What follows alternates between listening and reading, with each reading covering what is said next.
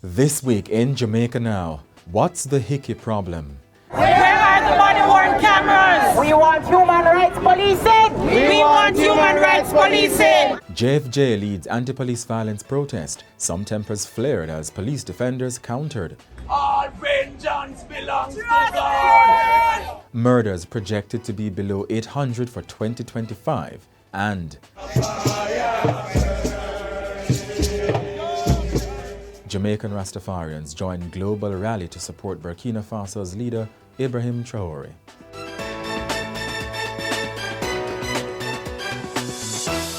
I'm Jovan Johnson, and this is Jamaica Now. Eyebrows have been raised at Jamaica's Parliament after a memo warned staff they could face disciplinary action for showing up to work with visible skin marks, colloquially referred to as hickeys. The internal notice from Clerk to the Houses, Colleen Lowe, effective April 28, said such employees would be sent home and have the day deducted from their leave entitlements. Ms. Lowe, who is also a lawyer, cited staff orders requiring professional appearance. She insisted that parliamentary staff must uphold dignity and decorum given their place of work. But the directive has drawn sharp criticism. Union leader Helene Davis-White labelled it ridiculous, warning it rests on assumptions that could harm abuse survivors. Attorney Gavin Goff questioned how Parliament could prove what a skin mark actually is. And Attorney-at-Law Daniel Archer argued there's no legal basis for such punishment, pointing out that unless a mark interferes with work or breaches dress codes, it falls under personal privacy. Human rights group Jamaicans for Justice JFJ led a protest on Tuesday to end police violence. The demonstration, which reportedly involved at least 100 persons, took place outside the Halfway Tree Transport Centre in St. Andrew. Protesters dressed in black demanded mandatory use of body-worn cameras by members of the security forces. Less lethal force, less fatalities! Can't break the law if you uphold the law! Can't break the law if you uphold the law! Can't break the law if you uphold the law! Can't break the law if you uphold the law! Where the body-worn cameras, them dead! Where the body-worn cameras, them dead! Where the body-worn cameras, them dead! Where the body-worn cameras, them dead! JFJ Executive Director Michael Jackson called the protest a chance for dialogue, urging the government to give clear timelines for implementing body camera infrastructure. Noting that we had a pilot project from 2012, noting that the U.S. Embassy gave the country 45 million Jamaican dollars in 2012 thereabout, and we have had body-worn cameras since then. So I don't think in 2025 we should be hearing the same excuses that you need data storage infrastructure. We need clear timelines, and the Prime Minister is wearing blue. I hope that the blue is also solidarity with the people who are here today, the victims who are here today, saying that my son was killed at the hands of the police state. And I hope the Prime Minister and Parliament today would take this opportunity to say to the public that I'm not choosing sides, but I'm on the side of accountability. I'm on the side of human rights, and I'm on the side of body-worn cameras and police accountability. Attorney-at-Law Bert Samuels, who was also present, blasted what he calls the police's refusal to wear body cameras, saying their resistance raises serious questions. Persons should be taken before the court. They should not be executed by the police force. Secondly, that body cameras should be mandatory. Why do you need to put a mask on and refuse a camera if what you're doing is lawful? The reason why you don't want to wear a body camera and you're putting on your mask with no numbers is because you are acting like a criminal. Where a man wants to rob a bank, he puts a mask on so that his identity can't be known. So the police are hiding their identity because they don't believe in accountability. If they are under attack, the cameras will protect them. Any man that pulls a gun at a police officer, his body camera will explain why he had to kill him. Why do you not want to wear a camera that can explain your lawful conduct? It is because your conduct you contemplate to do evil. The protest remained largely peaceful. Dr. Holness and National Security Minister Dr. Horace Chang wore blue on Tuesday to support the police. The Jamaica Constabulary Force had encouraged members of the public to wear blue. Now, a counter-protest also emerged at the JFJ demonstration. Some tempers even flared.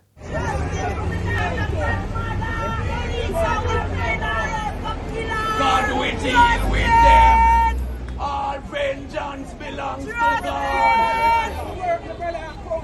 All vengeance belongs to the Lord.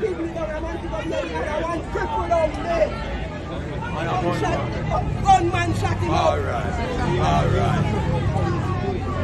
What you mean about supporting them at home? If you want to make a country. Yes.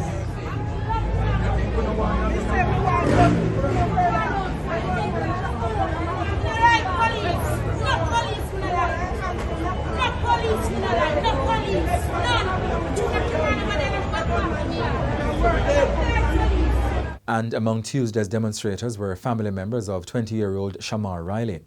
They say a secretly recorded video contradicts the police's claim that he was killed in a shootout in Coburn Gardens on April 26. The family says the 1-minute video now with Indicom shows Mr. Riley being shot before officers entered the lane while he was calling for his father. Another video recorded by someone inside the house was allegedly confiscated and never returned. The House of Representatives on Tuesday passed major legislative changes mandating tougher prison sentences for convicted murderers. Under the amended laws, persons convicted of capital murder must now serve a minimum of 50 years before parole, up from 20. Non-capital murder carries a 30-year minimum, while life sentences now equal 50 years. Justice Minister Delroy Chuck, who piloted the changes, said they represent the government's intention to send a strong message to criminals. These bills represent a necessary and deliberate response to the levels of violent crime in our society, particularly those involved in the most heinous offense, murder. Madam Speaker, Jamaica continues to grapple with unacceptably high levels of homicide. These are not just statistics. They represent real lives lost, sons, daughters, mothers, fathers, taking in acts of cold violence that tear families and communities apart. While, Madam Speaker, the government continues to invest in crime prevention, intelligence-driven policing, and social intervention programs, it is also imperative that the justice system reflects the seriousness of the crimes that continue to undermine public order and confidence in the rule of law. A 25-year-old man was gunned down Monday evening while live streaming on TikTok in Red Hill, St. Andrew. Jabari Johnson, also known as Baba Skeng, was shot multiple times in the head and upper body around 6:30 p.m. while participating in a TikTok match near a shop in his community. The gunman reportedly walked up and opened fire before escaping. A screen recording of the incident has since gone viral. Mr. Johnson is the third person to be murdered while streaming live on TikTok in recent months. National Security Minister Dr. Horace Chang says Jamaica is turning the corner on violent crime, citing what he calls tangible results from the government's security policies. Speaking in Parliament during the opening of the sectoral debate on Tuesday, Dr. Chang revealed that murders fell by 37% between January 1 and April 27 compared to the similar period last year. Dr. Chang noted that there were 227 murders, or 132 fewer than for the similar period last year. Other major crimes, including shootings and robberies, have also declined for 6 straight quarters. If the current downward trend in the murders continue, we will have a reduction. If the current downward trend in murders continue as projected in the purple dash line, we are very much on track to record a few another 800 murders in 2025. This is the projection. I said the projection, if we continue where we are, will be way under 800. But I won't push too hard. But the police, being conservative, say look toward 800. The figure 800, Madam Speaker, is important. The members the same because it's the view of the experts who are both in the force, outside the force, and the academics that based on the fact that much of the murders in Jamaica are based on reprisal, using contract killing. When you get below 800, you'll be able to have a sustainable reduction and take it even lower. When you're above 800, the reprisal rate is so high, even with a strong police force, we have a challenge maintaining a murder rate below the level we want. This would represent not only a historic low, but a victory for law-abiding citizens. Dr. Chang credited a crackdown on gangs for the declining crime rates, saying 63 groups were targeted and 159 members arrested so far this year. Meanwhile, opposition MP Fitz Jackson says the government is benefiting from a long overdue shift in strategy. He claims the shift mirrors the PNP's earlier approach. Mr. Jackson was making his contribution to the sectoral debate also on Tuesday. He warned that Jamaica still has one of the world's highest homicide rates and criticized the government's reliance on states of emergency.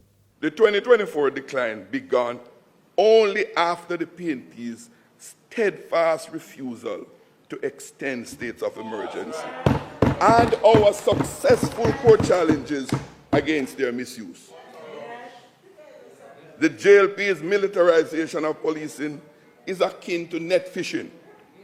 That approach is the JLP's DNA. Jamaicans can never forget the Coral Gardens rounding up of Rastas and banning of books by writers committed to improving the lives of our people. We will never forget. Based on the irrefutable data we now have, the excessive overuse of SOEs has failed to save lives during the period as we were made to believe. But another major casualty of the SOE's overuse is the loss of its shock and awe effect necessary during periods of real emergencies. Earlier, Dr. Chang presented data from a study that linked SOEs to a reduction in homicides. Social media personality Candy Wow, whose real name is Carissa Brown, was remanded when she appeared in the St. Catherine Parish Court on a charge of assault occasioning bodily harm. The charge stems from an April 13 incident in which a woman was allegedly attacked at her stall in Old Harbour. Ms. Brown pleaded not guilty and told the court she had no lawyer. The judge ordered her remanded until May 16 to secure legal representation. Meanwhile, the Passport, Immigration and Citizenship Agency is probing her nationality after Ms. Brown claimed to be Irish and not Jamaican and reportedly said she changed her name by deed poll. 3 prospective People's National Party PNP candidates in St. James have taken legal action against the St. James Municipal Corporation for removing their campaign posters. They are arguing that the decision is politically biased and unlawful. The candidates, Dr. Andre Houghton, Janice Allen and Alan Bernard, are seeking judicial review and an order to quash the corporation's move, which followed an April 9 motion banning political signage before an election date is announced. They are also asking the court to compel the return of their materials and to award general and aggravated damages. On April 25, the Office of the Political Ombudsman wrote to Montego Bay Mayor Richard Vernon requesting a written explanation for the removal of the posters. Mr. Vernon was given until May 6 to respond to the complaint filed by the PNP. He is to state, among other things, the legal basis for the removal. The letter, which was signed by the Electoral Commission of Jamaica Chairman Earl Jarrett, noted that under the law, the campaign period for the general election started on March 15. The Ombudsman role was last year integrated into the ECJ, which has been facing mounting pressure to outline how it is carrying out that role. The Jamaica Association of Principals and Vice Principals is urging lawmakers not to rush the Jamaica Teaching Council JTC bill, warning it could negatively affect teachers and school operations. Association President Arthur Williams said while licensing is good, rushing the process could threaten teachers and disrupt learning. The bill, which was passed in the Senate on April 25, seeks to regulate the profession and require teachers to be registered. It is heading to the House of Representatives for debate. Critics, including the opposition People's National Party, say it imposes financial burdens and limits principals' ability to respond to emergencies. PNP spokesman on education, Senator Damian Crawford, has criticized the bill, saying among other things that it is punitive and does not properly define how teacher competence will be judged. But Education Minister Dr. Dana Morris-Dixon has hit back. This bill has been in several different iterations for 21 years. There's been a lot of dialogue, a lot of consultation on it. A lot of different groups have given their opinion on what it should look like. And over the last 2 years, we had a joint select process where we had members from the government, members from the opposition. There were 45 different joint select committee meetings. All 45 joint select committee meetings were televised. And we had opposition and government there. And the bill that was presented in the Senate was actually just a bill that came from that joint select process. So everything in there would have been discussed in the joint select process. But then you don't stop it there. You don't just pass a bill. You still take it to be debated. I tabled the bill in the Senate, and I waited 1 month to have the debate on it, to give everybody sufficient time to read it. On the day that I was to do the debate on the bill, the opposition said they were still not ready, and they asked for 2 more weeks. The PNP, though, has countered that they were not given enough time to examine the 35 amendments that the government shared a day before the Senate debate. Senator Crawford also said the opposition was not against regulating the teaching profession. We're not against the licensing, the registration, or the renewal. However, we feel, if I may repeat, that we should merge registration and licensing into a single streamlined process. Extend the licensing period from 5 years to 10 years for stability. Introduce 6-month grace period for license renewal after expiry. Require police record only once unless there is a reasonable cost to request another. And fund the Jamaica Teaching Council through direct government subvention, not teacher licensing fees. With 30,000 teachers, if the licensing fees $20,000 per teacher, they would have taxed the teachers $600 million. If it is that this is so necessary, it should be funded by government and not by the teachers paying fees. Jamaica Fire Brigade Commissioner Stuart Beckford says poor hydrant access, prank calls and residents unaware of emergency numbers hampered the response to Monday's fire at Charles Street and Luke Lane. The early morning blaze gutted multiple premises, leaving 16 people, including 4 children, homeless and destroying millions in furniture and appliances. Some residents have alleged that the slow response of the brigade made the destruction worse. But Commissioner Beckford has defended his firefighters, saying they were alerted late and faced setbacks. Now, we alerted the Trenchtown Fire Station and a unit immediately responded because that was the closest station to the incident. They got there under 5 minutes. When they got there, they saw several dwelling houses fully involved. We didn't wait on them to call for assistance because I've been seeing the level of smoke emitting in the general area of Charles Street. We immediately dispatched a water tender, a tanker, with a carrying capacity of 10,000 liters.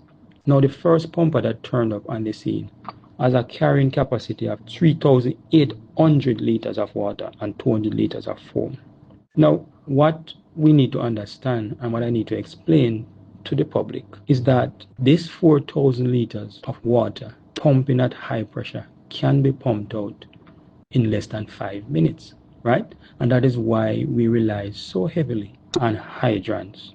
And I want to put in a plug here because too often we turn up at scene and the hydrants are vandalized.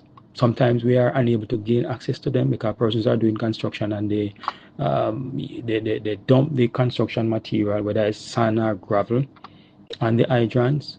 Sometimes construction is taking place and they paved over the valve that we need to access to turn the hydrants on.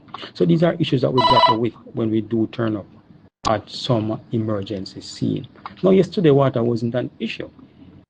So I want to debunk this myth or this assertion by members of the community that the units turn up without water. What will we be going there to do? Water is our main medium of fighting fires. So without water, it makes no sense us turning up there, unless of course we are going to be subjecting ourselves to physical and verbal abuse from these residents. And I'm not going to be putting any member of my team at risk. A group of Rastafarians on Wednesday gathered in downtown Montego Bay, St. James to publicly express solidarity with Ibrahim Traoré, the transitional Burkina Faso president, chanting messages of African unity and waving Pan-African flags. The group paid homage to the young African leader, whom they've described as a symbol of resistance against neocolonialism and Western interference in African affairs. The peaceful demonstration drew curious onlookers and passers-by as the Rastafarians shared their message of support. My name is Priest Wesley Kelly. I'm the high priest for the Haile Selassie, Jah Rastafari, Royal Ethiopian Judah Coptic Church. We are here today to celebrate and to upkeep the work of Abraham Torres, the president of Burkina Faso. We are in support of the president for the liberation of our black mother country, Africa. So while we are gathered here in support of Abraham Torres, the black liberator that may come in will be in coordination of black Liberation Day. Demonstrations in support of Mr. Traore have gained momentum across Africa and among diaspora communities globally after Burkina Faso's military government said on April 22 that it had foiled a major plot to overthrow Mr. Traore.